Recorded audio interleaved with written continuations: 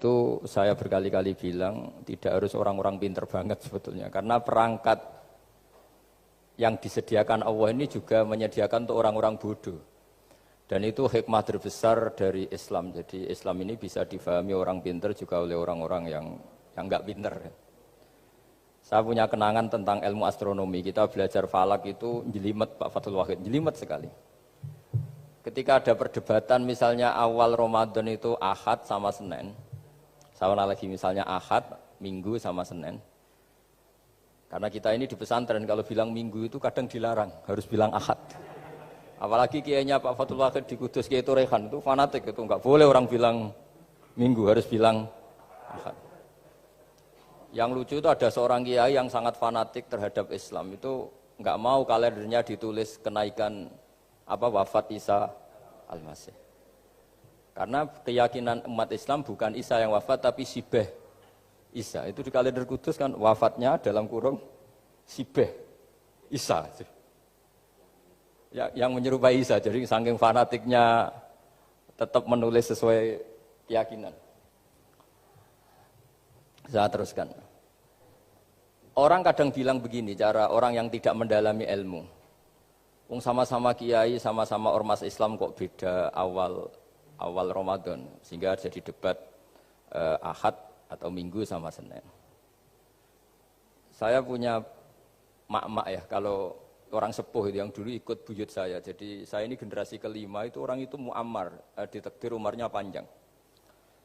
Itu bilang gini, Gus, sebetulnya untuk tahu kalender yang benar mana itu gampang katanya.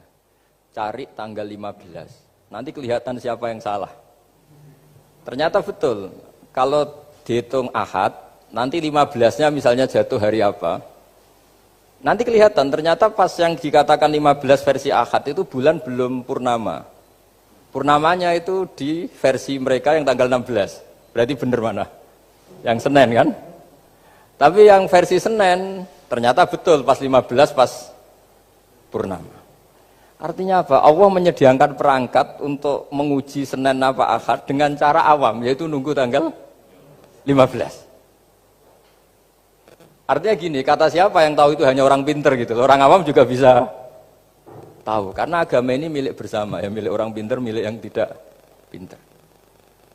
Sehingga dalam pola-pola Islam, di antara madhab Syadzili, madhab Thariqah Naqsyabandiyah, itu beliau di antara kampanyenya gini, kata Thariqah Naqsyabandiyah. Thariqah kami ini yastawi fistifadatiha ar-rijalu wasibyan. Popularitas Thariqah saya mudahnya difahami ini antara orang pinter yang sudah dewasa sama anak-anak kecil ini sama. Kenapa demikian? Kalau dalam filosofi kebenaran itu ada pepatah fa innal haqqa adharu min syamsidz dhahirah. Kebenaran itu lebih jelas ketimbang matahari di siang hari. Sehingga mereka dengan mudahnya mensifati Allah misalnya az-zahir, zat yang begitu jelas. Kenapa Allah begitu jelas? Karena ulama dulu cara, kalau dalam bahasa pondok mensifati, menstatuskan. Alam raya ini maujud. Maujud itu ada. Di mana-mana sesuatu yang ada itu ya diciptakan oleh yang ada. Masa tidak ada kok menciptakan yang ada. Sehingga mereka tidak pernah tertarik sama faham komunis, ateis, bahwa alam ini dimulai dari ketiadaan. Pertanyaannya adalah bagaimana sesuatu yang tiada menyebabkan yang ada. Sehingga ulama dulu pinter, sifat wajib itu apa? Wujud. Karena alam raya ini kadung wujud, kadung maujudat, maka Allah harus wujud.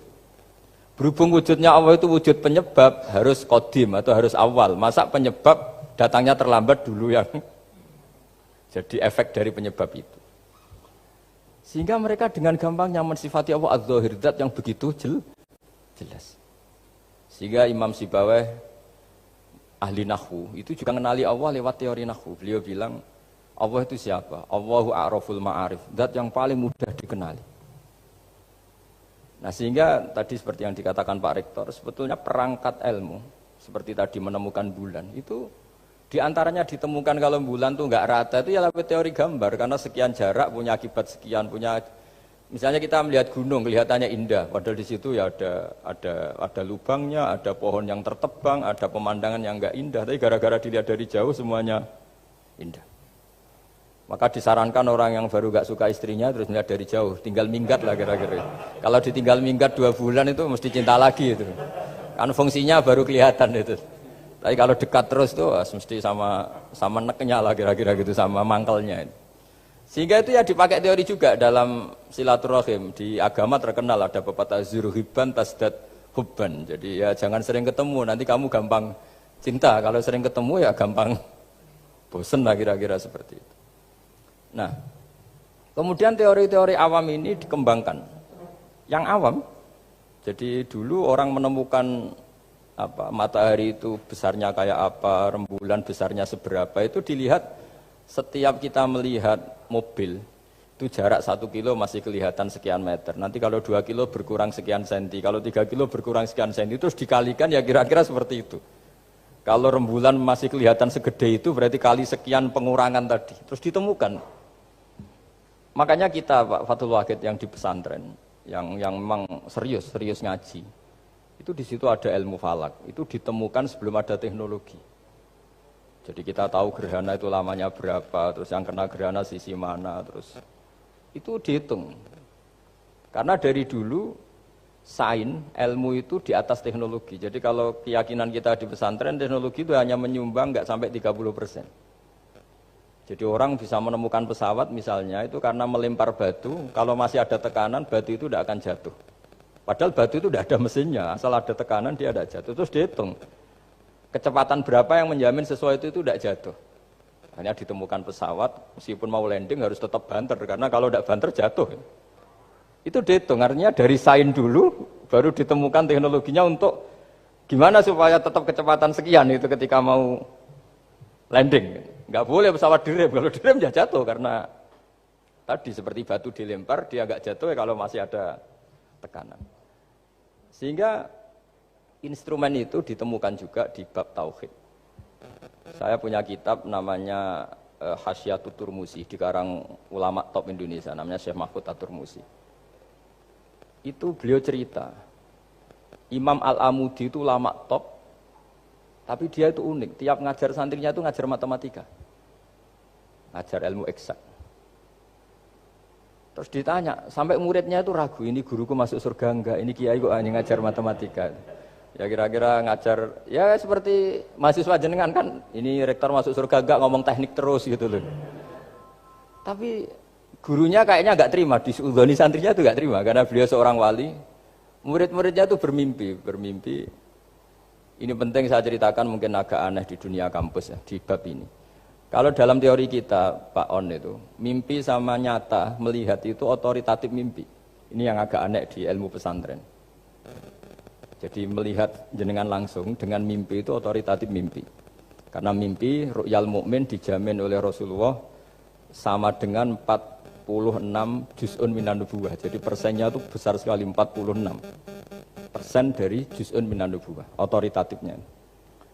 Nah tentu tidur yang benar. Logikanya gini, kata-kata kitab-kitab menjelaskan. Orang kalau melihat langsung itu pasti terpengaruhi oleh cinta atau tidak cinta, senang atau tidak senang, sedang butuh apa enggak. Jadi kalau saya sedang butuh dengan Pak Rektor itu melihatnya dengan penuh harapan. Jadi kalau saya sakit mau mati itu senang lihat dokter karena ini harapan, Rektor nggak ngefek gitu kan gitu. Tapi kalau saya politikus ngelihat ketua partai itu lebih respect ketimbang melihat dokter. Jadi gara-gara banyak kepentingan ini melihat itu nggak pernah jujur gitu. Nggak pernah jujur. Jadi kebodohan manusia justru karena melihat itu kalau dalam teori kitab. Makanya kalau dalam teori pesantren itu kebalik, anna sunyamun wa idza matu intabahu. Manusia itu hakikatnya tidur, baru setelah mati bangun. Misalnya kita di dunia nganggap uang itu penting, harta itu penting, jabatan penting. Setelah kita mati ternyata yang paling penting itu hanya sujud. Karena kamu itu kenangan ketemu Allah terbaik itu sujud. Yang kita anggap penting di dunia semuanya tidak penting. Yang kita anggap sepele kayak sholat ternyata itu super penting. Tapi sadar itu nunggu nanti di akhirat. Ya, saya ini termasuk syukur yang sadar sebelum sampai akhirat. Jadi termasuk orang yang beruntung lah gitu. Nah, kenapa mimpi itu begitu penting? Karena tadi ketika orang tidur itu off semua, sistem sarafnya, sistem apanya. Yang ada hanya pengendalian Tuhan. Karena dia tidak bisa mengendalikan dirinya sendiri. Apalagi kalau tidurnya benar ya tentu pakai wudhu, terus pakai doa-doa, terus menghadap kayak mayit itulah, standar mayit itu menghadap ke kiblat kayak posisi mayit itu. Sehingga dia ada intervensi pada dirinya sendiri, ya tidak punya keinginan dari dirinya sendiri. Kamu kan nggak bisa ingin, wah tidur ingin ketemu wanita cantik kan tidak bisa nentukan gitu. Akhirnya ya benar-benar hanya milik Allah. Apalagi kalau kita bacanya benar, terus pikirannya benar. Makanya uniknya dalam Islam adalah doa mau tidur dengan wiridan setelah sholat itu ajarannya Nabi banyak mau tidur.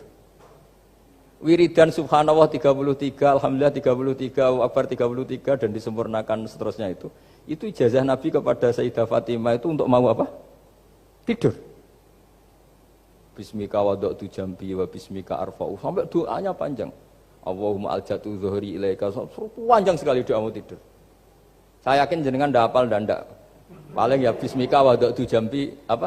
Bismika Allahumma ahyawamu. Itu sebagian ustaz bilang itu doa ngaji katanya. Ada seorang ustaz saking mangkelnya, ibu sudah baca doa ngaji? Belum, tak juara. Bismika Allahumma ahya bismika wa amut. Wah itu kan doa mau tidur Pak Ustaz. Iya biasanya kalau ngaji tidur. Jadi doa itu kalau itu doa mau. Akhirnya mimpi itu penting. Karena di situ manusia nggak punya nafsu, nggak punya keinginan. Sehingga yang ada itu kata Nabi itu ada sittatun wa arba'una juz'an minan nubuwah. Sehingga dulu itu mimpi itu jadi sarana betul. Kita tahu kan cerita orang-orang dulu. Fir'aun itu kurang jahatnya, kurang kelirunya. Dia mimpi ada api dari Bani Israel yang membakar kerajaannya. Dan semua pentakwilnya sepakat, itu maksudnya Anda akan dihabisin kerajaan Anda oleh bayi dari Bani Israel. Begitu juga raja zaman Nabi Yusuf, itu mimpi kalau ngalami ada 7 sapi yang gendut, dimakan oleh 7 sapi yang kurus. Jadi mimpi itu sarana, bahkan dari orang kafir. Karena ya tadi, yang preman ya nggak ada premannya, yang soleh ya nggak ada solehnya, semua dikendalikan oleh Allah Ta'ala pas tidur. Sehingga tidur ini menurut agama lebih otoritatif, asal dengan tidur yang benar. Jangan tidur sambil ngerokok, terus terbangun karena ininya kena itu. Nah, cerita-cerita unik begini, kalau tidak orang pesantren itu tidak tahu. Karena ini memang khas pembalikan satu fakta yang diyakini orang banyak. Sehingga ulama dulu itu cerita, ini saya teruskan. Imam Amudi itu akhirnya murid-muridnya mimpi. Mimpi di situ tanya, Pak Ustadz, Anda masuk surga enggak ketika hidupnya hanya nerangkan matematika? Oh iya, saya bahkan enggak sekedar di surga. Malaikat dikumpulin Allah untuk mendengarkan presentasi saya ngajar matematika. Jadi kata dia cerita, Allah bilang gini ke malaikat, hei para malaikatku, kenapa kamu iman sama saya? Ya karena saya melihat engkau ya Allah, melihat kekuasaan engkau. Tapi imannya orang ini itu melebihi iman kamu. Wah ya tidak bisa, saya melihat engkau langsung, ini tidak melihat engkau langsung. Kenapa begitu yakin seperti yakin kita? Oh iya. Terus Imam Amudi, silahkan ajari matematika. Imam Amudi mulai ngajari matematika. Terus beliau ngajari ya sederhana. Angka 2, 3, sampai ribuan, sampai jutaan. Itu bin nisbat ilal wahid, nisbatun wahidah. Yaitu nisbatul far'i ilal asli. Hanya ngajar itu dok. Dunia ini apapun banyaknya variannya, apapun banyak makhluknya, itu semuanya adalah nisbatul far'i ilal asli. Angka 2 ya cabangnya 1, 1 juta ya cabangnya 1, semua itu dimulai dari 1. Jadi di mana-mana hitungan itu dimulai dari 1. Dan 1 ini harus ada, yaitu Tuhan. Matematika akhirnya malaikat, wah keren juga maksudnya. Keren juga maksudnya. Akhirnya Allah bilang, dan itu didawuhkan juga oleh Rasulullah SAW, tuba liman amana bi walam yaroni. Yang hebat itu imannya orang yang enggak melihat saya. Makanya masyhur itu, malaikat ditanya Allah, siapa imannya yang paling kuat? Ya kita, karena melihat engkau langsung ya Allah. Para nabi.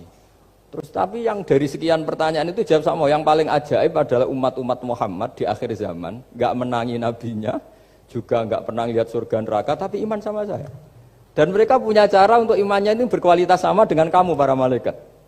Ya diantaranya dengan cara logika yang saya utarakan tadi. Am khuliqu min ghairi syai'in am humul khaliqun. Kalau alam raya ini wujud, maka penyebabnya harus sesuatu yang wujud.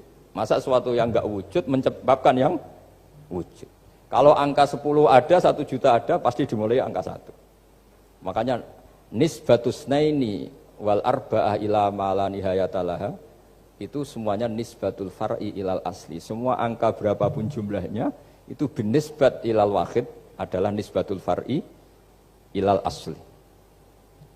Itu cara-cara, makanya tadi kajian ilmu itu tidak ada habis-habis. Makanya perasaan saya itu kemungkinan orang Islam jadi ateis itu kecil, Pak Fathul Wahid. Saya punya kitab, ini saya ulang lagi, kitab calon wali. Kenapa saya sering cerita wali? Kalau di kampus itu kan orang inginnya ya jadi dekan, jadi rektor, atau jadi menteri lah kira-kira gitu. Kalau di pesantren orang itu cita-citanya satu, ingin jadi wali. Ya, supaya majelis ini barokah, saya tidak perlu cerita dunia kampus. Kalau ceritakan corong jongu ya segoro lah. Bongso keinginan gitu kan tidak selera saya, juga ada dunia saya. Supaya sampai dapat ilmu ya saya cerita dunia. Itu kitab, saya punya kitab calon wali lah kira-kira, atau wali sudah wali top, namanya kitab Tasbitul Fuad, karangannya Sayyid Abdul Haddad. Itu beliau cerita, di antara ceritanya itu unik, kata beliau begini, saya itu tidak khawatir orang Islam jadi murtad, apalagi jadi ateis, karena kalimat la ilaha illallah itu sahlatun qoribah, kalimat yang mudah sekali. Sehingga saya tidak khawatir orang Islam yang ketemu orang ateis, ketemu orang macam-macam, asal diajari kalimat ini secara benar. Terus beliau cerita, yang saya takut tuh mereka masalah perempuan dan harta. Kalau iman kayaknya enggak. Singkat cerita ya itu di kitab seperti itu. Singkat cerita saya ketemu banyak orang yang kuliah di McGill atau kuliah di Amerika, di Jerman, mungkin di Norwegia, di mana-mana, di Australia, dan ketemu teman-teman yang di Korea Selatan juga. Mereka itu orang kebanyakan yang nyuwun sewu enggak keluarga kiai, tapi mereka enggak ada yang enggak tetap iman. Ketika saya tanya, kenapa Anda tetap iman? Padahal ada beberapa negara yang lebih stabil, lebih makmur dibanding negara yang mengklaim sebagai negara Islam. Itu cara berpikir ya sederhana. Enggak lah Gus, kayaknya kok Tuhan kok ada tanggal lahirnya? Enggak lah, kayaknya yang namanya Tuhan tuh ya awal lah. Masa pencipta langit bumi dituhani orang yang lahirnya di bumi, kayak enggak lah kayaknya. Jadi ya berpikir sederhana. Padahal ya kurang ajarnya Masya Allah. Anak ini ya dugem ya macam-macam, tapi kalau ditanya disuruh yang lain enggak mau dia. Enggak lah, kayaknya yang benar tetap Islam. Karena kalimat ini, yaitu tadi eksistensi Tuhan, tadi eksistensi Allah itu, la ilaha illallah itu kalimatun sahlah, kalimatun qoribah, kalimah yang begitu mudah difahami. Kenapa mudah difahami? Misalnya kita ngaji, Tuhan itu siapa? Yang menciptakan langit dan bumi. Dengan misalnya perbandingan Tuhan itu siapa? Yang lahir di bumi tahun sekian. Enak mana cara kita menerima itu?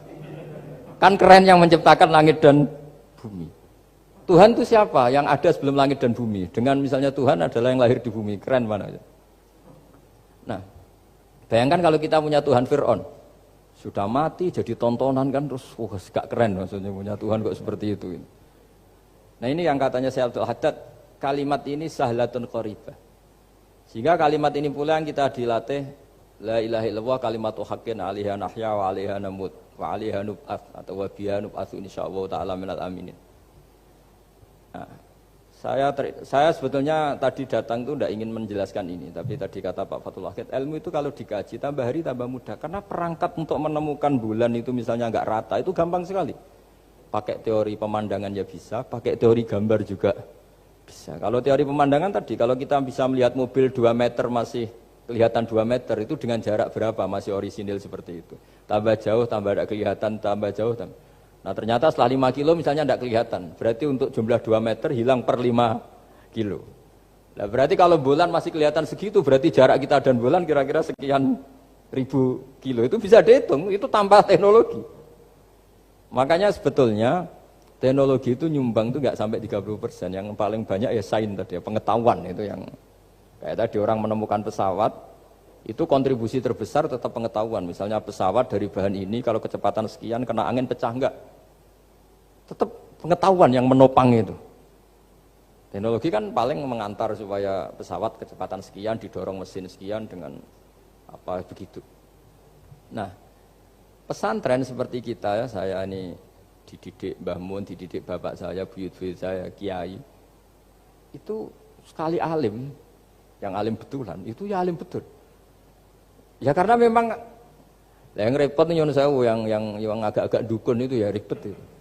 Penting rambutnya gondrong, terus terkenal gak pernah mandi, terus nanti ada orang tertentu tertarik minta doa. Ini yang ribet ini, susah ini sertifikasinya susah ini karena. Tapi kalau kita ini di pesantren yang cara sertifikasinya jelas. Jadi berani jadi Gus harus bisa baca Mu'in gitu, berani jadi Kiai harus bisa baca Wahab. Aturan mainnya jelas kalau di ini. Yang repot tuh yang sebagian itu aturan mainnya tidak jelas. Terus promosinya itu pernah datangi menteri loh, pernah datangi, wah ya ribet kalau ukuran keren tuh didatangi apa? Menteri atau pejabat. Saya teruskan ya, karena ilmu itu harus menyelamatkan kita sampai di depan Allah Subhanahu wa Ta'ala. Nah, ketika kita menyifati Allah itu az-zahir, zat yang begitu jelas. Itu kalau kita kan kok begitu jelas padahal nggak bisa dilihat, terus kita sendiri tidak pernah melihat. Tapi eksistensi Tuhan sebagai Tuhan, yaitu al-wajibil wujud, itu jelas sekali karena nggak mungkin sesuatu yang wujud diciptakan oleh yang tidak wujud. Kenapa harus awal? Masa pencipta datangnya terlambat? Terus juga harus bakok itu abadi atau al-akhir kalau dalam bahasa Quran. Masa zat yang superior kemudian kalah sama yang diciptakan? Berarti nanti ada kekuatan besar yang mengalahkan Tuhan. Ya kan ya aneh, kekuatan ini dalam kendalinya kemudian Allah kalah kan tidak mungkin. Makanya disebut al-akhir. Allah pasti tidak ada yang mengalahkan. Terus diantaranya lagi disebut qiyamuhu binafsihi. Kalau dalam bahasa Quran disebut al-qayyum. Zat yang berdiri sendiri. Gak boleh Tuhan butuh yang lain. Kalau butuh yang lain berarti bergantung pada yang lain. Dan nggak usah jadi Tuhan lah kalau masih butuh yang lain. Sehingga karena kekuatan ini, saya ulang lagi, karena kekuatan ini, ketika anak-anak mahasiswa kuliah di Jerman atau di Swiss, di negara-negara yang lebih bahagia ketimbang negara yang mayoritas Muslim, itu mungkin mereka tertarik sama sistem negara itu karena ada jaminan sosial ini. Tapi nggak pernah tertarik sama Tuhannya negara itu. Karena dihitung-hitung tadi Tuhannya mesti keren kita gitu. Jadi, nah ini cerita ke saya Abdul Haddad. Kata saya Abdul Haddad, kamu tidak usah khawatir lah umat Islam murtad atau jadi ateis gitu. Karena penjelasan tauhid Islam itu begitu jelas. Jadi by design manusia itu pasti nerima tauhid kira-kira gitu. Jadi ini pentingnya adz-dzahir. Jadi Allah itu begitu apa? Jelas. Tapi Allah juga mensifati dirinya al-batin. Nah, al-batin itu gak mudah dikenali. Kenapa? Karena tubuh kita desainnya ini profan. Tubuh kita tidak sempurna, rentan. Nah, tentu sesuatu yang nggak sempurna ini tidak bisa melihat zat yang super apa? Sempurna. Kita bisa rusak sementara Allah tidak. Nah karena alasannya tubuh kita ini didesain untuk rusak, maka di surga itu keyakinan para ulama orang bisa melihat Allah karena desain tubuhnya sudah dirubah dari desain profan menjadi keabadian. Sehingga di sini terus ada kelayakan melihat. Itu pun tetap min ghairi kaifin walan hisorin, tetap ya bisa melihat tapi corong Jawa itu kecelok melihat tapi tidak sampai faham. Karena bagaimanapun Allah itu la tudrikul absar wa huwa yudrikul absar. Bagaimanapun Allah itu laisa kamitslihi syai'un, tidak ada padanannya. Jadi makanya Allah punya sisi adz-dzahir bisa dikenali sekali. Kenapa? Ya tadi nisbatus naini wal arba'ah ila ma la nihayatalaha itu nisbatul far'i ilal asli. Saya punya kitab Pak Fathul Wahid, diajar Mbah Mun dulu, kitab Al-Husunul Hamidiyah. Itu yang ngarang itu ya kayak kelihatan ngawur, tapi ngawurnya orang alim. Jadi di situ ada gambar, gambarnya itu nggak jelas. Mungkin pengarangnya juga nggak bisa gambar kayaknya. Wah bulat, benang bulat ada, gambar gunung ada, gambar yang tambah ngawur ya banyak sekali. Gambarnya itu nggak ada yang jelas. Tapi dari nggak jelas itu beliau bilang gini, gambar yang bulat ini, yang nggak jelas ini, tetap kamu punya rumus kan? Itu dimulai dari satu titik. Mbok gambar gedung tingkat 5, mbok gambar hutan ada harimaunya, tetap dimulai dari satu titik. Ya alam raya ya seperti itu, mbok ada Mars, cek mau ada Jupiter, kayak tetap dimulai dari situ titik. Nah ini namanya nuqtatul wujud, titik kewujudan, yaitu Allah Subhanahu wa Ta'ala. Sehingga ketika kita ngaji, ketika di pesantren dulu, penjelasannya adalah Al-Quran maknanya dipadatkan di Fatihah, Fatihah dipadatkan di Bismillah, katanya Bismillah dipadatkan di titiknya Ba. Nah titik ba ini dianggap titik awal wujud. Bi kana makana wa bi yakunu mayakun. Kira-kira Allah mentitahkan karena saya semuanya yang ada dan karena saya yang mau ada bisa saya adakan. Nah, itu sirinya lah. Jadi menerangkan tauhid itu pakai gambar. Gambarnya Keliru sekali lah kalau dalam orang seni mesti melihat gak seni itu. Karena dia gak butuh gambarnya, butuh mau menjelaskan buat dunia sebanyak ini, buat alam raya sebanyak ini tetap dimulai dari satu titik. Nah, sehingga di sini ada tauhid, qul huwallahu ahad, Allahus samad, seterusnya. Nah, saya mohon lewat penjelasan ini ya, baik orang yang ahli teknik maupun ahli medis, ahli apa saja, tolong latihlah memberi penjelasan yang mudah. Sehingga agama ini mudah dicerna. Sehingga kalau ini dijelaskan cara mudah, beragama itu jadi gampang. Makanya ciri utama agamanya orang-orang baik itu satu. Man radiya billahi robba. Radiya itu senang banget. Kenapa senang banget? Karena memang agama ini nyaman, indah. Jadi datang dengan kebenaran yang mudah dicerna. Coba kalau agama ini datang dengan cara misalnya gini, kamu harus menuhankan ini. Dan kita tahu itu lahirnya di bumi. Kan ada yang ganjel. Kok Tuhan sama buminya dulu, buminya ini gimana ini? Kan pusing. Bu Anda profesor nggak bisa jawab itu. Tapi kalau Tuhan itu adalah yang ada sebelum langit dan bumi kan, ya iyalah masa Tuhan terlambat datangnya kan, terus enak gitu menerimanya itu. Makanya di antara kekalahan Fir'aun berdebat, ya Nabi Musa ya Nabi lah, juga proses ya. Nabi Musa ketika ditanya Fir'aun, wama Rabbul Alamin, Tuhan kamu itu siapa? Jawabnya Nabi Musa, Rabbus samawati wal ardi, yang menuhani langit dan bumi. Itu Fir'aun masih bisa ngeles. Saya jalan-jalan kemana-mana, yang dituhankan saya, berarti yang Tuhan ya saya dong. Ma'alim tulakum min ilahin apa? Ghairi, kata Fir'aun. Soal Tuhan kamu di langit, begini kata Fir'aun. Haman dipanggil, Haman bikinkan piramida yang paling tinggi, saya ingin melihat Tuhannya Musa. Musa bingung kan? Padahal kalau naik piramida nanti Fir'aun pun tidak bisa melihat Allah kan? Wong yang Nabi yang kiai aja gak bisa melihat apalagi Fir'aun. Padahal celakanya ketika dia tidak melihat Allah, dia akan mengatakan Allah itu tidak ada, ribet kan? Itu penjelasan tentang Tuhan yang sebetulnya sudah absolut lah. Rabbus samawati wal ardi, Tuhannya langit dan bumi. Tapi itu gak ngefek, di perdebatan gak ngefek. Yang ngefek adalah ketika Musa bilang gini, Rabbukum wa rabbu abaikumul awwalin. Sing nuhani buyutem. Wah kaget pengawal-pengawalnya langsung do iman meskipun secara siron, secara rahasia. Iya, nah, Quran pangeran berarti buyute ra di pangeran. Kan pangerane putune berarti buyute wah ribet kan? Ya kalau Fir'aun Tuhan, bapaknya tambah Tuhan kan, mbahnya buyutnya. Akhirnya kata pengawal Quran, geblek tenan Fir'aun. Artinya apa? Kadang argumentasi yang sudah benar, yaitu Tuhannya langit dan bumi kan ya benar lah. Tapi itu tidak ngefek, di perdebatan tidak ngefek. Yang ngefek adalah ketika Rabbukum wa rabbu abaikumul awwalin, yang nuhani nenek moyang kamu. Orang mulai mikir, kalau Fir'aun itu Tuhan, lalu nenek moyangnya Tuhannya siapa? Jadi ini seninya, makanya diantara syarat Nabi, jadi Nabi itu sidik, amanat, tabligh, fatona. Fatona itu ada kecerdasan. Dulu Nabi ya sering dibully, jangan kira Nabi itu enggak sering dibully, sering juga Pak Rektor. Jadi ada unta itu kena kudis. Kudis itu ya jenis penyakit menular lah. Nabi dengan teori tawakalnya, Nabi itu punya dua teori, kadang pakai teori tawakalnya, kadang pakai teori preventif. Makanya Nabi pernah ngendikan kalau ada penyakit menular di situ, kamu jangan di situ. Itu pakai teori preventif. Tapi kadang Nabi pakai teori tawakal. Nabi menghentikan la adwa wala tiarota. Tidak ada penyakit menular. Terus orang-orang yang ya usil lah kira-kira gitu. Ada unta kena kudis dijejerkan yang waras. Ternyata yang waras ikut kudisen lah, ikut sakit. Senang orang ini. Ya Rasulullah ini saya jejerkan ternyata yang enggak tertular jadi tertular. Padahal engkau bilang enggak ada penyakit menular. Nabi jawabnya lucu. Faman a'dal awwala, kalau yang pertama ini tertular siapa? Dia dikira Nabi itu kalah karena melihat unta yang kedua. Ternyata Nabi enggak, ketika dipanggil ya Rasulullah ini unta agak gudikan, tak jejerkan yang kudisen, ternyata ikut kudisen. Berarti penyakit itu menular. Tapi Nabi jawabannya faman a'dal awwal, lalu yang kena penyakit pertama tertular oleh siapa? Wah itu asli dari Allah. Ya maksud saya seperti itu kata Nabi. Nah itu yang dikatakan fatona. Jadi Nabi itu harus punya sifat apa? Fatona. Karena dengan kecerdasan itu Nabi bisa berargumentasi. Kayak tadi, Ketika Fir'aun dikatakan Allah yang menuhani langit dan bumi, Fir'aun masih mengklaim dia Tuhan.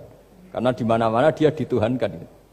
Tapi ketika diingatkan bahwa kamu anak seorang manusia, punya bapak, punya kakek, punya buyut, punya canggah kalau bahasa Jawa. Lalu kalau kamu yang Tuhan, dan Tuhan dimulai Anda, lalu mbah-mbah kamu Tuhannya siapa? Gak bisa jawab kan? Akhirnya banyak punggawa yang saat itu iman. Jadi iman itu bisa menghunjam kepada siapa saja termasuk yang orang-orang topnya Fir'aun. Sehingga ketika Fir'aun rapat Musa harus dibunuh besok, tangkap besok. Sebagian mereka itu membocorkan informasi itu. Datang ke Musa, tadi malam kita ikut rapat, keputusannya Anda dibunuh, maka larilah kamu. Itu barokahnya iman. Artinya ya karena logika Musa lebih masuk akal, ya mereka lebih percaya sama Musa. Tapi gara-gara profesi ya tetap kerja, dan yang mulai ribet dunia, ya mulai ribet, jadi makanya kamu jangan tanya, kaifa hukmul mukmin sing yukhfi imanahu, bagaimana hukumnya orang mukmin yang menyembunyikan imannya demi aman. Ya tidak usah kamu jawab, kalau kamu jawab boleh ini kok kayak pecundang, kalau kamu jawab haram pernah terjadi itu. Wa qala rajulun mu'minum min ali fir'auna yaktumu imana. Ini khazanah ya, jadi saya mohon mengkaji Islam itu harus dengan sisi-sisi yang bisa difahami orang pinter juga orang bodoh. Kata Imam Ghazali banyak itu, karena hadatin itu harus difahami orang pinter juga orang bodoh. Terus contoh yang paling populer tentu sering saya utarakan masalah iddah. Iddahnya orang terceraikan itu 3 kali masa suci. Kalau menurut Abu Hanifah 3 kali masa haid. Orang pinter tahulah kalau perempuan sedang haid, menstruasi pasti sedang tidak hamil. Sehingga kalau dia sudah haid 3 kali ada kepastian tidak hamil. Kalau tidak hamil artinya apa? Enggak ada sperma dari zaut awal, suami pertama yang jadi anak dia. Padahal tujuan iddah adalah nanti kalau di hubungan suami istri sama suami kedua, jelas anaknya suami kedua. Tapi kalau andai kan tidak ada iddah kan, malam hubungan suami istri, pagi bentrok cerai, terus kawin. Kumpul suami istri lagi, terus nanti anaknya itu anaknya siapa? Kan nggak jelas. Kalau sampean bisa klaim lewat DNA, DNA juga mungkin secara ilmu objektif Pak Rektor. Masalahnya juga bisa disuap kan? Saya sering dibantah orang-orang itu. Wah Gus, DNA itu otoritatif karena gini-gini nggak mungkin, bohong kamu. Ya DNA-nya nggak bohong, pegawainya bisa disuap kan? Kayak nggak tahu manusia apa nggak tahu Indonesia, nggak tahu terus. Itu yang sensitif itu, yang mulai wilayah sensitif itu. Kayak tahu manusia apa kayak tahu Indonesia? Manusia aja ya sudah. Berarti Anda sangat nasionalis. Jadi ribet kan? Maka dianjurkan ada iddah. Dengan iddah selesai berarti benar-benar perempuan ini baru atur rohmi, rahimnya steril dari unsur mani zaut awal. Dan kalau 3 kali masa suci itu artinya apa? Kira-kira 3 bulan. Kira-kira ya. Wal mutallaqatu yatarabbasna bi anfusina salah satu apa? Quru. Pertanyaannya kalau 3 bulan, andai kan tidak pakai teori ilmiah, menstruasi itu sudah teori ilmiah. Ada yang tanya ke saya, Gus kenapa harus sampai 3 kali, padahal menstruasi pertama pasti sudah ada hamil. Saya jawab, menstruasi pertama itu namanya keluar darah. Nggak ada jaminan kalau itu haid, bisa saja keluar darah karena kaget, karena kecelakaan, karena apa. Sehingga kalau misalnya perempuan diceraikan, Gus saya sudah haid. Yang jamin kalau itu haid siapa? Maksudnya keluar darah dengan makna tidak hamil. Bisa saja keluar darah kali ini faktor kaget ya, atau faktor kecelakaan. Tapi kalau sampai 3 bulan, karena per bulan haid sekali, itu meskipun haidnya keliru. Haid keliru itu misalnya sebetulnya itu enggak darah haid, tapi darah penyakit, istiqatoh, kan tetap kelihatan. Masa 3 bulan enggak bleeding Joro Jawa? Kan mesti bentuknya tubuh sudah rubah. Artinya kata ulama-ulama, agama ini enggak bisa hanya mengacu ilmu. Kalau mengacu ilmu haid sekali sudah cukup. Tapi kenapa harus 3 kali? Karena 3 kali orang awam tahu semua kalau itu sedang hamil atau tidak hamil. 3 bulan dari dicerai kan kelihatan kalau hamil ya bentuk tubuhnya sudah rubah, kalau enggak.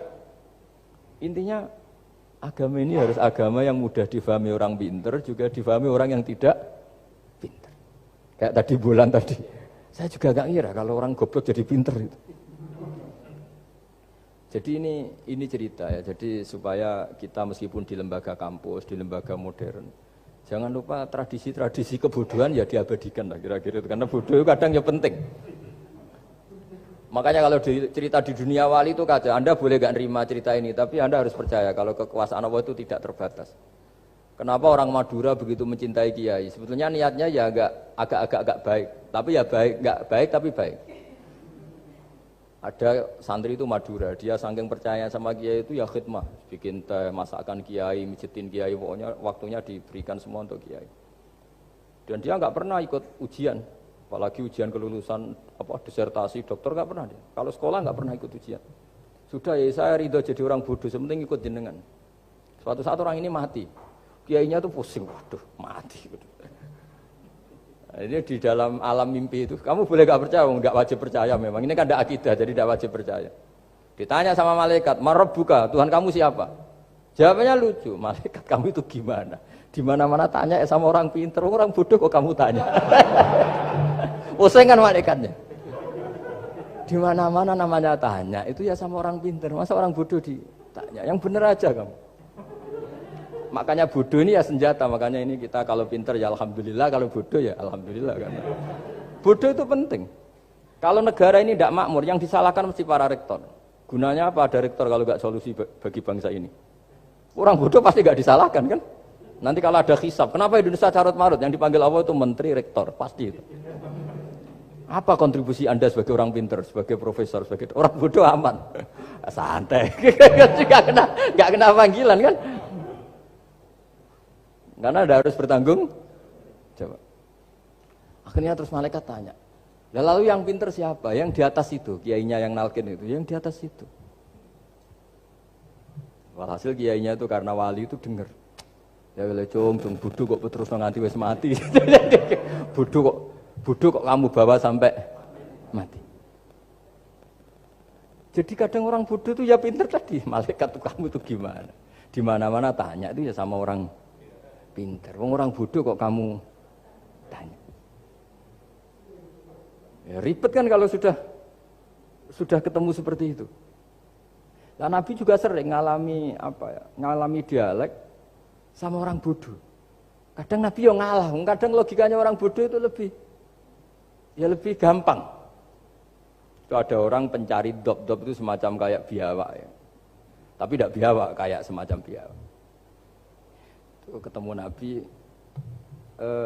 kamu tahu kalau saya ini Rasulullah? Tidak tahu ya. Ya kamu harus iman kalau saya ini Rasulullah. Hatta yu'mina laka hadad dop. Ya kalau hewan ini iman sama kamu ya saya iman. Ribet kan ukurannya itu. Waduh, untung Nabi betul.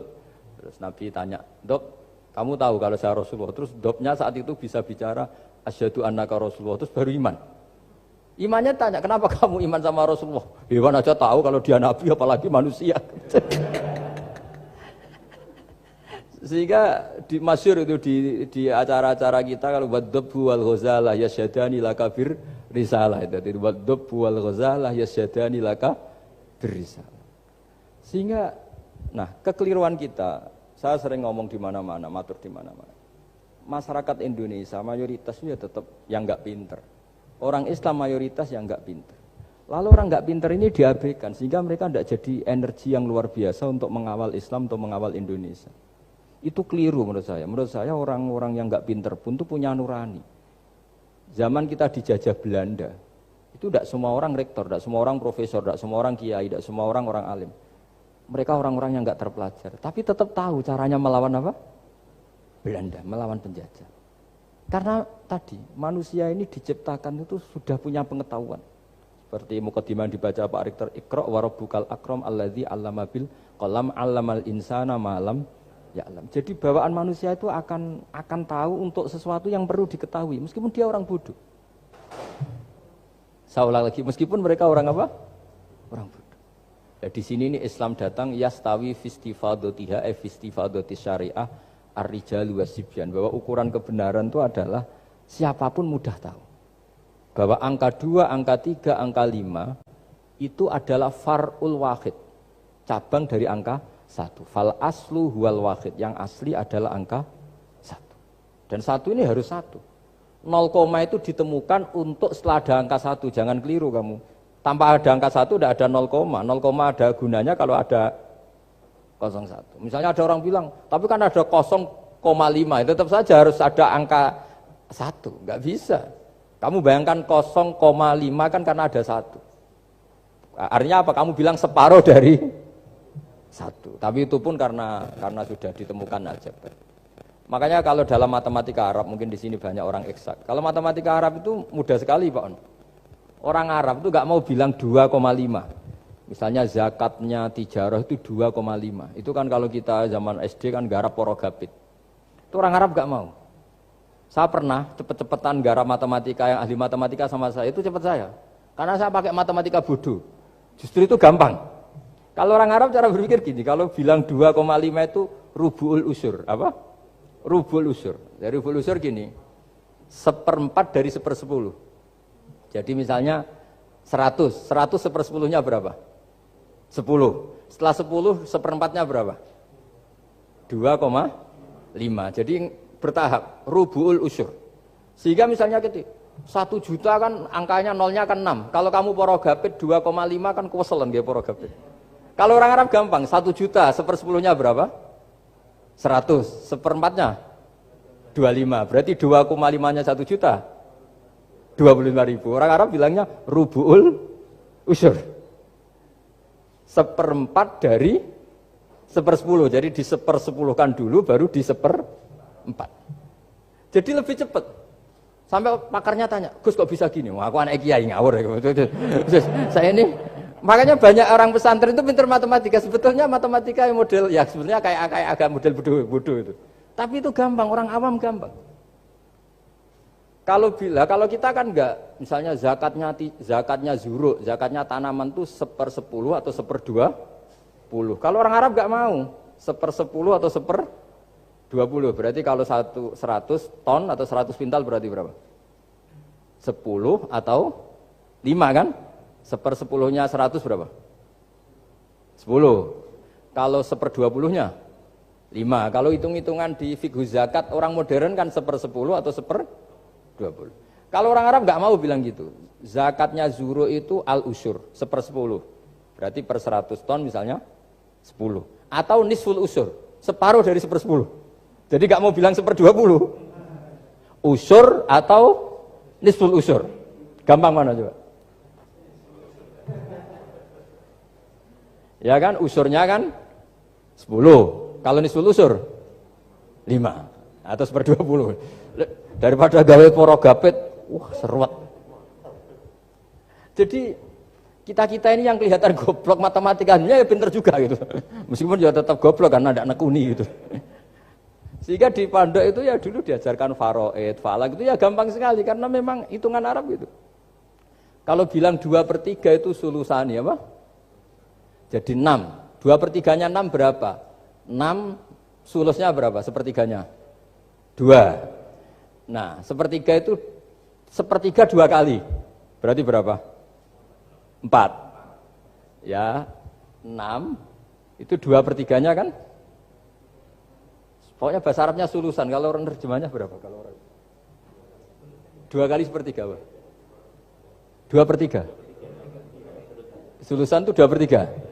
Nah, itu kalau orang Arab bilang enggak 2/3, sulusani. Sepertiga 2 kali. Jadi 6 di sepertiga dulu 2. Nah 2 itu 2 kali. Berarti berapa?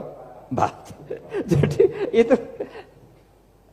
Nah Quran itu ya kira-kira gitu. Jadi kelihatannya goblok, tapi itu pinter itu. Yang porogabit kelihatannya pinter, tapi tidak pinter. Ukuran orang pinter yang mempermudah yang sulit. Jangan mempersulit yang mudah kan itu. Makanya saya bilang ini yang pinter yang mana itu. Nah, saya kembali lagi ke tadi. Jadi agama ini datang dengan sebegitu mudah. Sampai matematika yang katanya sulit, itu matematika Islam itu mudah sekali. Karena tadi, misalnya kalau 1 miliar zakatnya 2,5% berapa? Kan pusing kan? Tapi kalau kamu pakai teori rubul usur 1 miliar, usurnya 100 juta. 1/4-nya 25 juta. Berarti per 1 miliar. Gampang mana coba sama ngomong itu? Nanti ada yang nyeleduk, gampang kalkulator Gus. Ya ribet lagi kan, kalau kalkulatornya pas hilang. Atau pas dipakai anaknya belajar daring, ribet kan HP-nya. Jadi ini cerita ya, jadi seperti yang dikatakan Pak Rekro tadi, sebetulnya ciri utama ilmuwan atau ulama atau profesor atau doktor itu usahakanlah yang mudah itu, yang sulit itu menjadi apa? Mudah. Yuridu wa bikumul yusra wa la yuridu bikumul usra. Sehingga kata Imam Alamudi, dia menjadi wali besar itu justru karena belajar tauhid. Yang dari belajar matematika tadi, dari matematika dia tahu bahwa angka berapapun jumlahnya itu binisbat ilal wahid, itu semuanya nisbatul far'i ilal asli. Semua itu cabang dari satu. Alam ini kayak apa besarnya, apa Mars, ada Jupiter, tetap semuanya nisbatnya ke Allah adalah nisbatul far'i ilal asli. Semua itu diciptakan oleh pokok yang satu, yaitu Allah Subhanahu wa ta'ala. Saya kira demikian. Assalamualaikum warahmatullahi wabarakatuh. Disampaikan terima kasih wa jazakumullahu khairan. Ibu Bapak yang kami hormati, acara selanjutnya adalah sesi tanya jawab. Di sini kami akan membuka 3 penanya, baik dari daring maupun luring. Namun di sini saya akan mohon izin Ustadz, ada titipan dari dosen UI, namun saya sampaikan di akhir nanti. Akan kami buka 2 penanya dari daring dan 1 dari luring. Mungkin dari Ibu Bapak ada yang ingin bertanya? 1, 2, oh baik.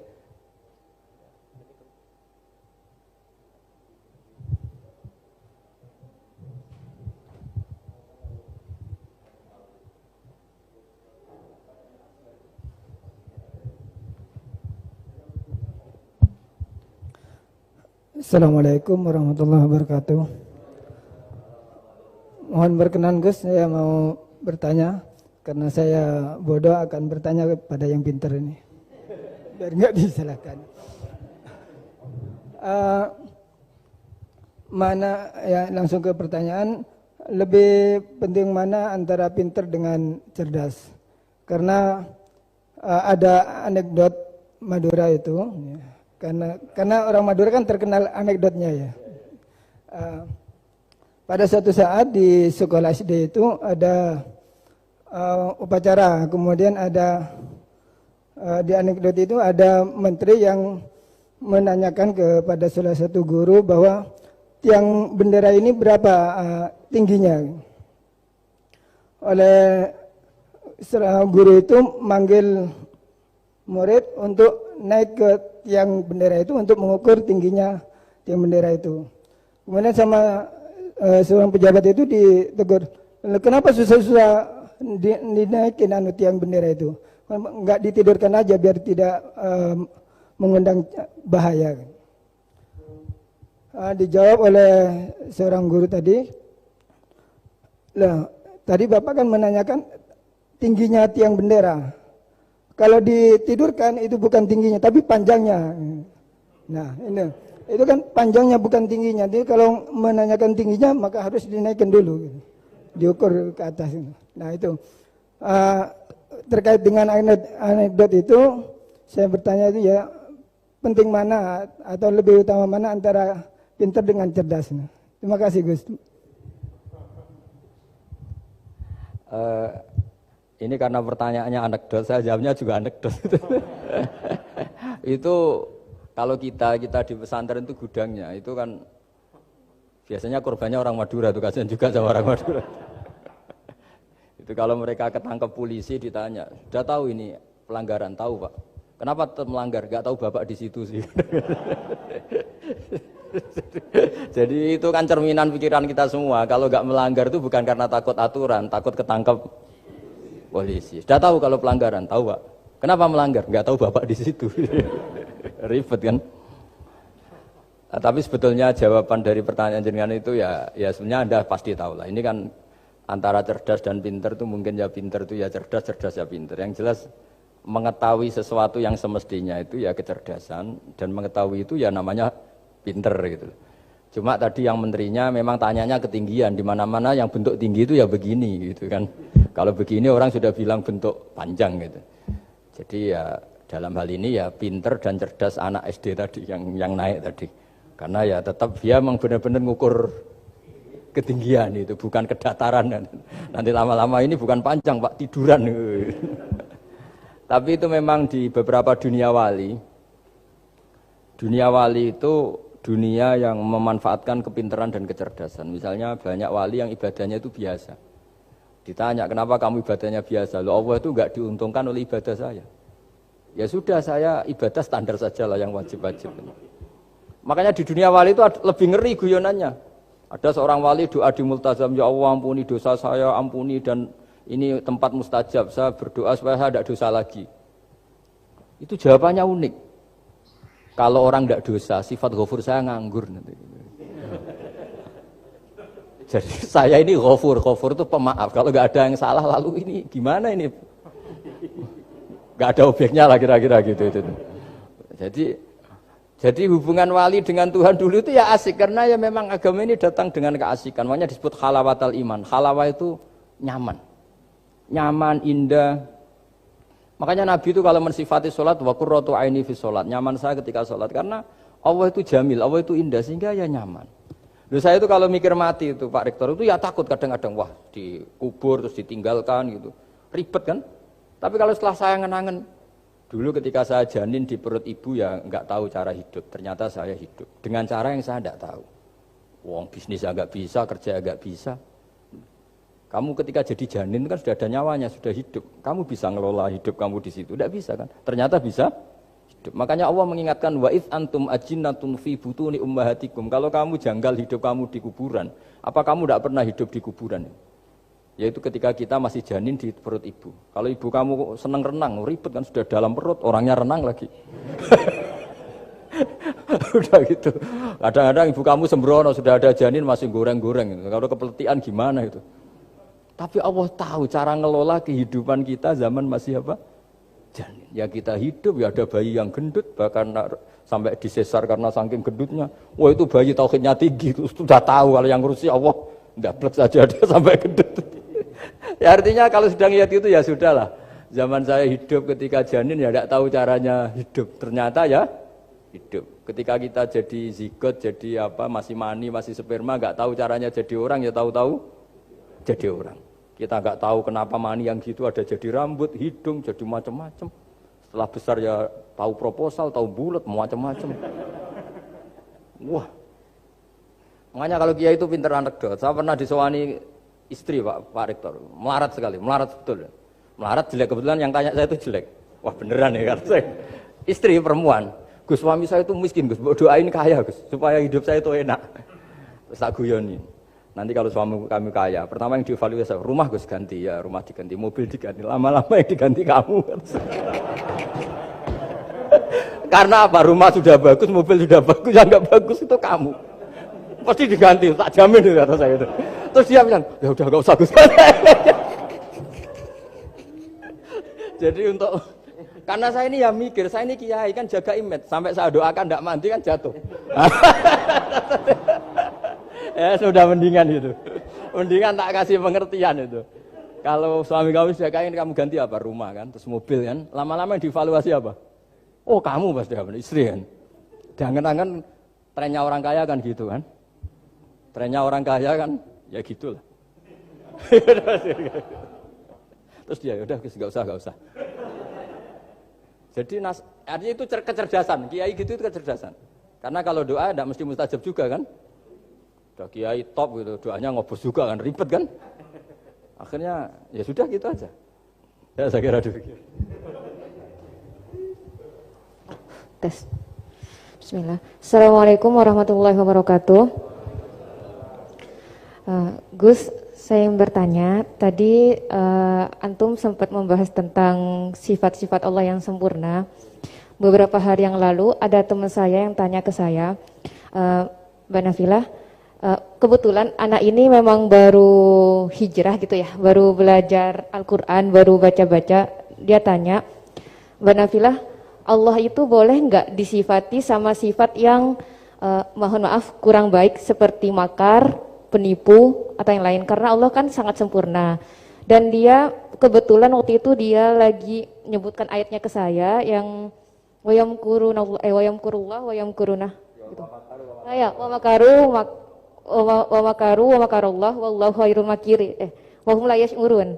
Nah, di situ dan di surat Al-Anfal juga ada ayat yang tentang Allah itu sebaik-baiknya tipu daya gitu, mempunyai tipu daya yang sebaik-baiknya. Nah itu kan menunjukkan kalau Allah itu punya sifat tipu daya. Jadi dia waktu itu agak ngotot ke saya, berarti Allah juga bisa dong disifatin sama sifat yang jelek-jelek yang seperti itu Mbak Nafila gitu katanya. Menurut Antum itu gimana? Saya juga masih belum jawab sampai sekarang pertanyaannya teman saya itu, karena saya masih bingung gitu. Jadi saya tanya sama Gus gitu, mungkin ada pencerahan gitu buat saya menjawab gitu. Terima kasih. Assalamualaikum warahmatullahi wabarakatuh. Itu begini ya, jawab seperti itu rileks saja. Yang jelas jenengan harus terima kasih sama yang tanya, nganggap jenengan pinter itu. Sampai tanya itu berarti nganggap jenengan pinter. Itu satu prestasi, itu orang nggak semua orang ditanya itu. Itu begini ya kalau dalam ilmu balaghah. Makanya saya ini kan pengajar ya, pengajar fikih juga pengajar balaghah, juga pengajar tasawuf, pengajar mantek. Kalau di pesantren kan memang semua itu diajarkan Pak Fatullah. Ini juga dulu mondok di buyut-buyut saya di Kudus itu, di pondok tertua di Kudus buyut saya. Makanya hormat saya itu bukan karena beliau punya etika, memang aturannya harus hormat gitu. Saya juga harus hormat beliau karena beliau rektor, ya sudahlah saling menghormati. Bapak itu kalau sama penanya itu hormat, ditanya, dia sudah sopan. Jadi kita harus menghormati orang sopan. Yang tanya hormat ke kita karena kita dianggap alim, kita hormat sama penanya karena orang sopan. Mau tanya itu juga gengsi loh. Masa dokter tanya itu kan ribet kan? Saya kemarin ditawani di Unisula, masuk dikasih dokter honoris causa. Kenapa Gus gak mau? Saya takut kalau masuk neraka, masa dokter masuk neraka kata saya. Kan ya tidak lucu juga itu. Akhirnya dokter-dokter itu, iya Gus, saya udah pernah kepikiran. Akhirnya mereka terus mau udah takwa, udah Gus kita harus takwa, kan malu dokter kok masuk neraka. Oh begini jawabnya ya. Semua ilmu itu harus kita pelajari karena melihat sisi ekstrimnya, sisi buruknya. Ya saya ulang lagi ya. Ilmu itu harus Anda pelajari karena melihat sisi ekstrimnya, sisi buruknya kalau kita tidak tahu. Sehingga dengan cara itu kita tahu secara serius. Misalnya nikah sekali gak sah kategorinya zina. Kenapa anak angkat dilarang oleh Islam? Saya ulang, kenapa anak angkat dilarang oleh Islam? Kalau mau baik-baik saja, tapi gak perlu ada anak angkat. Karena apa? Sekali perempuan ini tadi ditulis misalnya binti Fathul Wahid, binti Bahauddin. Itu nanti di KUA itu dikira itu walinya. Padahal hakikatnya tidak walinya. Maka enggak. Nah, ketika ini menikahkan, nikahnya sah enggak? Enggak kan? Karena dinikahkan oleh orang yang hakikatnya tidak walinya, itu satu. Sisi ekstrim kedua adalah ini nyata pernah terjadi. Anak ini kuliah terus pacaran. Ternyata pacaran sama kakak kandungnya. Jadi itu ceritanya ada anak dari Bojonegoro tipe anak angkat sama orang Jakarta. Singkat cerita sama-sama dewasa kuliah. Sampai pacaran, sampai mau kawin. Nah, pas mau kawin itu yang lamar adalah Pak D-nya. Pak D yang Bojonegoro datang ke Jakarta. Terus dia ngetek, ini kok rumah yang dulu saya titipin ponakan saya. Ternyata itu adik kandung. Karena si adiknya tadi pakai binti langsung yang Jakarta. Sehingga anak Bojonegoro perasaannya pacaran sama anak Jakarta. Nah, di sini kelihatan betapa hebatnya Islam ketika benar-benar melarang anak angkat dengan makna menasabkan. Kalau dengan makna kasih sayang nggak apa-apa ya, tapi kalau dengan makna menasabkan nggak boleh. Paham ya? Karena ada sisi ekstrim nanti bahayanya tadi. Nah, terus, ilmu balaghah juga gitu. Di antara sisi ekstrimnya ilmu balaghah adalah kalau kamu tidak memahami balaghah, maka kamu akan mengatakan Quran ini bohong. Karena kamu tidak tahu tasbih itu apa. Terus misalnya gini. Allah memaklumatkan di Quran bahwa orang kafir itu sumum bukmun umyun. Sumun artinya itu budak, tuli. Bukmun artinya bisu. Umyun artinya buta. Itu kalau kamu nggak ngerti balaghah, maka faktanya apa? Ternyata orang kafir tidak tuli, tidak bisu, tidak buta. Tapi kalau kamu ngerti balaghah akan tahu ini tasbih yang baligh, perumpamaan yang sempurna, kesusastraan. Jadi kalau orang muji Nabi itu gak boleh bilang anta kasamsi, itu kurang keren. Kamu ibarat matahari kurang keren. Kafnya dibuang, anta samsun, anta badrun. Kamu matahari, kamu rembulan.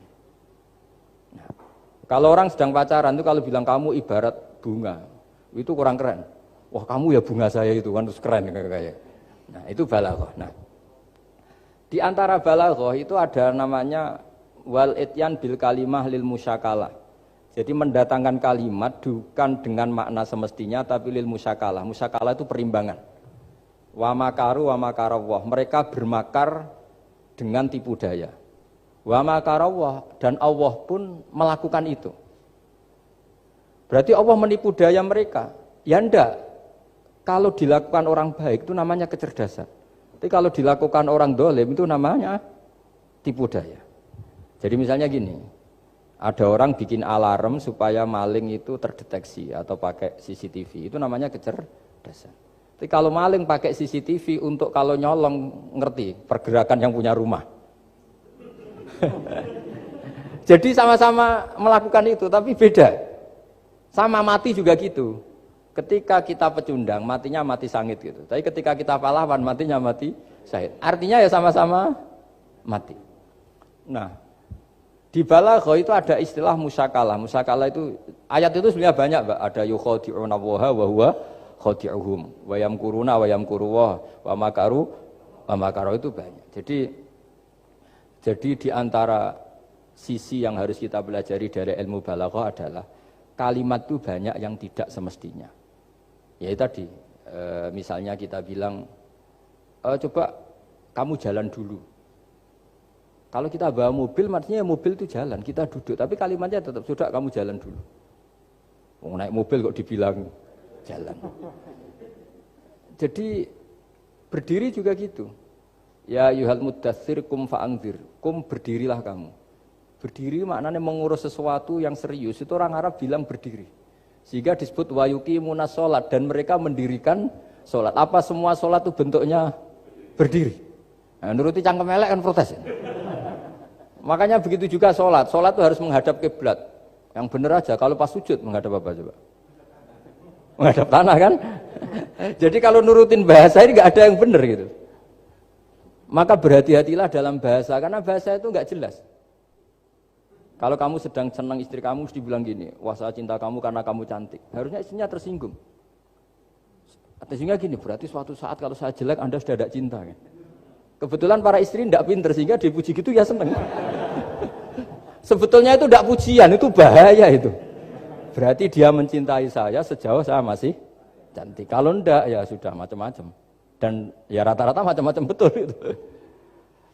Artinya bahasa itu nggak usah dimaknani. Makanya saya kemarin bilang sama Pak Rohidin itu, Mbok ya UI itu kalau ngaji misalnya Bukhari dengan pemaknaan ulama. Karena maknani bahasa ini satu pekerjaan yang kalau tidak ulama tidak bisa. Apalagi bahasanya Rasulullah SAW. Bahasa itu susah. Dalam keseharian saja kita maknani susah, apalagi bahasanya Quran dan hadis. Ya contoh paling gampang gitu. Wa yuqimuna sholat, mendirikan sholat. Kita berdiri tegak demi bangsa ini. Memangnya perang harus berdiri, kadang harus tiarap kan? Jadi bahasa itu selalu sering, kalau di balagha disebut hakikat dan majas. Ada makna hakikat, ada makna. Dan itu harus kita kaji. Kalau enggak ya fatal, memang hasilnya fatal. Kalau enggak ya. Makanya saya dulu ketika ngaji itu ya banyak santri yang agak kurang ajar betul. Sampai Sang Rajana gini Pak Khalil, Anda orang teknik pasti tahu. Gus, soft paling baik itu yang mana? Soft awal kata saya gitu. Baru agak baik kedua, ketiga. Ya kalau gitu gampang Gus, masjid tuh bikin selatan utara, semuanya soft jadi awal. Selagi bentuknya barat timur pasti ada 2, 3. Paksa mereka di soft awal dengan desain masjid selasa utara apa? Bukan manjang ya, selatan utara sehingga semuanya di soft awal. Terus dia tanya lagi, lalu soft paling baik mana? Yang sisi kanannya imam kan itu urutannya. Ya sudah imamnya letakkan paling selatan. Sehingga semua makmum posisinya di kanan. Ya kalau itu anjuran Islam ya didesain sak bangunannya. Ribet gitu. Coba kalau kamu jadi kiai ditanya gitu mangkel apa enggak? Wah ini kurang ajar betul orang ini. Selagi bangunannya memungkinkan soft 2, 3, pasti nanti ada soft 2 dan dipaksa saja, yaitu tadi. Bangunannya memanjang selatan utara, imamnya diletakkan paling selatan. Terus saya gantian tanya, lalu setelah begitu yang paling afdol siapa? Yang paling dekat? Ya sudah imamnya kerubuti saja. Gitu. Itu, nah makanya yang sering perdebatan NU dan Muhammadiyah, dan itu kalau mau dianalisis secara ilmiah, sebetulnya normal semua. Karena teks hadis itu memang butuh pemaknaan. Nabi, saya beritahu ya, Nabi itu kalau habis sholat, itu memang di semua teks itu akbala ali nabi wajih. Saya sering ketemu tokoh-tokoh Muhammadiyah ya baik-baik saja. Ketemu tokoh NU ya baik-baik saja. Karena ini masalah teks. Saya ulang lagi, karena Rasulullah SAW idan sorofa min sholatihi akbala alaina biwajhi. Nabi setelah sholat itu menghadap ke musolli, ke makmum. Kira-kira kalau Indonesia menghadap ke timur. Tapi di sebagian riwayat, Nabi itu kalau habis sholat itu melakukan sesuatu yang menunjukkan kalau dia sudah selesai sholat. Jadi filosofinya itu yang penting memaklumatkan kalau beliau sudah sholat. Karena dulu itu begini, Nabi itu kan tokoh sentral ya, beliau akramul khalqi, beliau sayyidul anbiya wal mursalin. Sehingga orang tuh kadang lari itu dari jarak 7 kilo, 6 kilo, 7 kilo lari supaya menangi sholat bersama Nabi. Nah, ketika mereka jadi posisi masbuk itu tertinggal oleh imam. Kalau Nabi posisi tetap menghadap ke barat dengan posisi orang sholat, nanti yang baru datang ngira Nabi masih sholat. Dan kalau kadung makmum ternyata Nabi sudah selesai. Itu sholatnya namanya nggak sah. Karena apa? Mengikuti orang yang hakikatnya sudah tidak sholat. Terus semenjak itu jadi ilmu. Maka kesunatan bagi imam setelah salam harus memaklumatkan ke hadirin kalau sholatnya selesai. Itu bisa dengan gerakan menghadap ke makmum atau menghadap ke utara atau apalah pokoknya. Yang penting jangan rokokan lah misalnya itu. Ya pokoknya itu aja disarah-sarah. Ini cerita pendapat ulama bukan pendapat saya. Jadi segampang itu ulama. Sehingga ya orang-orang yang alim dari kelompok Muhammadiyah yang lihat NU yang begitu ya biasa, yang alim melihat Muhammadiyah gitu ya biasa. Karena kita ini masalah teks. Apa? Masalah teks. Teks itu mesti orang akan memaknai secara proporsional. Saya berkali-kali menyontohkan kemarin ngaji di Ulil Albab. Wa ma min amin illa wa yukhayyalu takhsis. Tidak ada kalimat umum kecuali terbayang khususnya. Enggak boleh kalimat selalu umum. Misalnya saya contoh paling gampang itu tadi. Cung nak melaku ojo plengaan itu. Kalau jalan jangan toleh kanan toleh itu. Semua ilmu adab pasti begitu. Tapi kalau di jalan raya tetap enggak melengak. Tapi itu enggak diutarakan oleh orang tua kita karena anak ini pasti paham lah kalau mau nyebrang jalan ya harus. Tapi kalau kita nasihati kan tetap, Cung kalau jalan-jalan jangan lihat kanan, lihat kiri, jangan. Tapi hakikatnya sama. Cung kowe nak salat sing anteng tuh kan enggak gerak. Wah ya enggak sah, lah tahu enggak rukuk, enggak sujud, anteng aja. Ada ini cerita. Jadi kalimat itu sesuatu yang pemaknanya itu pasti proporsional gitu. Kalau kamu salat dinasihati gimana? Sing anteng. Ya, sholat kalau anteng sah enggak kira-kira? Enggak sah kan berarti enggak rukuk, enggak sujud kan anteng aja diam aja. Ya sama, saya berkali-kali nyontohkan, istri kamu kalau sedang baik dengan kamu, sudahlah Pak, kamu ingin apa saja tak dukung. Bilangnya apa saja. Tapi kamu jawab, saya ingin poligami. Wah, perkara itu. Padahal bilangnya apa saja. Maksudnya kecuali itu kan gitu. Nah, ya makanya ini cerita ya. Quran itu ada sekian kalimat yang maknanya itu proporsional. Seperti wa makaru. Jadi misalnya gini ya, contoh paling gampang yang populer. Nabi di Gua Thur. Gua Thur itu ya gua Arab ya. Kedalamannya enggak banget dalam. Terus Allah merekayasa itu dengan cara ada laba-laba yang masang jaringnya di situ. Terus ada burung dara yang di situ. Itu ya disebut makruh, rekayasa Tuhan. Tapi orang pasti sepakat itu namanya kecerdasan. Karena orang kafir yang mengklaim dirinya cerdas, dirinya terlatih, dirinya ahli mendeteksi musuh, ternyata hanya ditipu seperti itu, nggak tahu. Nah karena ini pekerjaan kesalehan disebut kecerdasan. Apa disebut? Tapi andaikan sebaliknya, nyuwun sewu, ada orang lari dari kejahatan, terus merekayasa seperti itu disebut rekayasa karena bentuknya kejahatan. Jadi ada sesuatu yang sama, tapi ketika dilakukan orang soleh itu baik, karena nanti itu disebut kecerdasan. Kalau dilakukan orang dolim itu buruk, karena itu disebut rekayasa. Ya kira-kira seperti itu. Baik, mohon izin satu lagi Ustaz dari komentar YouTube dari Bapak Kristiano Sulistianto. Gus, bagaimana dengan orang bodoh yang dijadikan sebagai pemimpin? Bagaimana dengan pertanggungjawabannya? Sekian Ustaz. Begini ya, kalau bodoh dengan makna kita ini kan biasa mengkaji Quran ya, terutama kita yang di pesantren, yang dosen VAI atau siapa saja yang nekuni ilmu Quran. Ada sisi manusia itu punya sifat permanen yang oleh Allah disebut wa kanal insanu dzaluman jahula. Manusia itu banget bodohnya kata Allah. Sudah banget bodohnya, banget dolimnya. Sehingga kita bilang bodoh itu sebetulnya bukan ngenyak ya. Ya memang manusia mau tidak mau harus bodoh lah. Teorinya gampang, yang perlu diketahui itu kan banyak. Toh kita harus dititipi ilmu hanya sedikit. Dari yang banyak tahu sedikit itu namanya apa coba? Bodoh kan? Jadi sifat bodoh itu tidak perlu kita hindari banget. Mbok kita sudah alim, sudah alama, sudah apalah, tetap ada saja yang kita tidak tahu kan? Lalu pertanyaannya, gimana kalau orang bodoh itu mimpin? Bodoh apa? Kalau bodoh tentang uang ya bagus lah. Makanya Nabi pernah ngendikan aksaru ahlil jannah al-bulhu. Nanti penduduk surga terbanyak itu orang-orang bodoh. Misalnya ada rektor, menteri, pejabat, gak pernah korupsi. Itu teman-temannya bilang pinter apa bodoh? Teman yang kroni itu. Bilang apa? Bodoh kan? Oh punya kesempatan, oh tidak diambil. Itu namanya bodoh. Tapi kalau malaikat bilang ini pinter gitu. Karena bisa mengendalikan apa? Nafsu. Nah, makanya kalau pertanyaannya gimana hukumnya orang bodoh yang mimpin? Bodoh apa?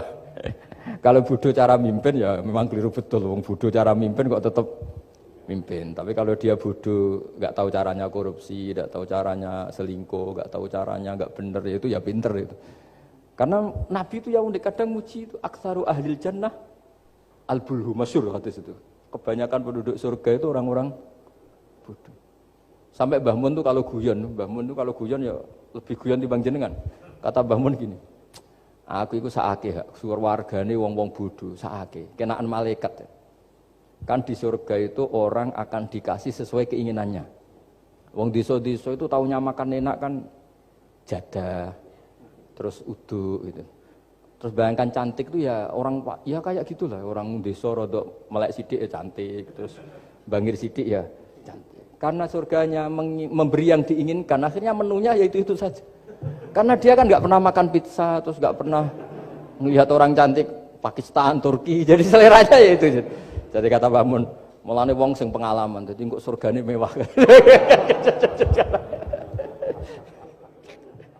Itu kan bayangkan kamar mandi mungkin ya kamar mandi di kampungnya kan itu udah bagus ini. Ya saya tidak tahu apa betul begitu apa enggak, ini guyon. Nah bodoh ya seperti itu. Jadi kalimat bodoh itu ada bodoh beneran, itu memang benar-benar bodoh. Tapi di beberapa ilmu tasawuf, bodoh itu kadang dipuji, yaitu tadi aktaru ahlil jannah al-bulhu. Kebanyakan penduduk surga itu orang bodoh, ya kayak kita. Kalau kita rektor atau menteri keuangan atau pejabat, kok tidak korupsi, itu kata teman-teman KKN kita itu apa namanya? Bodoh kan, ada kesempatan kok enggak dimanfaatkan. Tapi kata orang-orang baik itu pinter. Pemimpin ya gitu Pak Rektor. Jadi saya merasakan jadi kiai. Saya itu nggak suka mimpin. Karena sebetulnya takut kalau orang ini tidak mandiri. Semua kok tanya kiai, semua tanya. Ya kadang orang sangat percayanya kiai itu ngasih nama anaknya saja tanya kiai. Padahal bisa baca kitab. Kadang ya dia doktor dari Al-Azhar. Ya kamu itu ngalim kok nama saja tanya kiai. Apa memang kamu nggak bisa? Wah biar barokah Gus kalau nama dari jenengan. Ribet kan? Ini kan ribet. Akhirnya saya tidak mau, barokahnya tidak mau itu terus mereka mau memberi nama sendiri. Makanya kata bapak saya itu kalau ono imam masjid wis tuwek ngimami terus, itu gak istiqomah hak jenenge, mau digenti. Jadi artinya kalau ada seorang imam masjid tuwek sudah batuk masih ngimami saja. Di satu sisi itu pinter ya, di mana-mana kalau ada yang tua sama yang muda ya didahulukan yang tua. Tapi kalau pertanyaannya itu kalau di bab adab, tapi kalau nanti temanya regenerasi, ini tersangka enggak? Ya saya ulang lagi ya, ada imam tua, sudah batuk-batuk. Kalau temanya akhlak dibenarkan, di mana-mana kalau ada yang tua yang jadi imam ya tua. Tapi kalau temanya regenerasi, tersangka kan dia. Lah ini lainnya gimana ini kok enggak regenerasi? Artinya gini, makanya saya bilang kalimat bodoh beneran apa bodoh yang relatif nisbi. Jadi manusia itu seperti itu, makanya disebut wakanal insanu zaluman jahula. Di bab adab dia benar jadi imam, tapi kalau babnya regenerasi salah. Makanya kalau jadi pemimpin berkali-kali, makanya benar Indonesia dibatasin 2 periode. Harusnya kalau teori pengalaman, benar mana presiden ketiga sama kedua? Benar ketiga kan lebih punya pengalaman. Tapi kalau dibalik, pakai teori regenerasi, memangnya orang Indonesia hanya dia tok yang bisa jadi presiden. Tapi kalau pertanyaannya, yang belum pernah jadi presiden sama yang pernah jadi presiden, kira-kira mimpinnya tahu mana? Ya kalau ya manusia itu bisa dibolak-balik gitu. Makanya saya berkali-kali bilang agama yang urusan sosial itu tidak ada pakemnya. Gimana hukumnya orang soleh berteman orang fasik yang dugem yang apa? Buruk. Enggak boleh orang soleh berteman orang fasik, takutnya ketularan. Tapi kalau dibalik, boleh enggak orang soleh membina orang fasik? Boleh, bisa bina kalau berteman. Kamu bisa bina orang tanpa berteman? Enggak bisa. Tapi kalau pertanyaannya, boleh enggak orang baik berteman orang buruk? Enggak boleh kan? Takut terkontaminasi. Tapi kalau dibalik, boleh enggak orang baik membina orang buruk? Boleh, bisa bina kalau berteman. Boleh enggak berteman sama orang buruk? Jadi makanya di sini ini kalau sudah sosial itu ada muktadul hal namanya kalau dalam pesantren itu. Konteksnya apa? Apa? Konteksnya apa? Makanya sekarang ada Covid itu juga gitu. Wah ini enak copet itu. Polisi nggak boleh nangkap, jaga jarak Pak. Jadi kalau nyopet ya sekarang, kalau maling sekarang. Kalau mau ditangkap saya positif.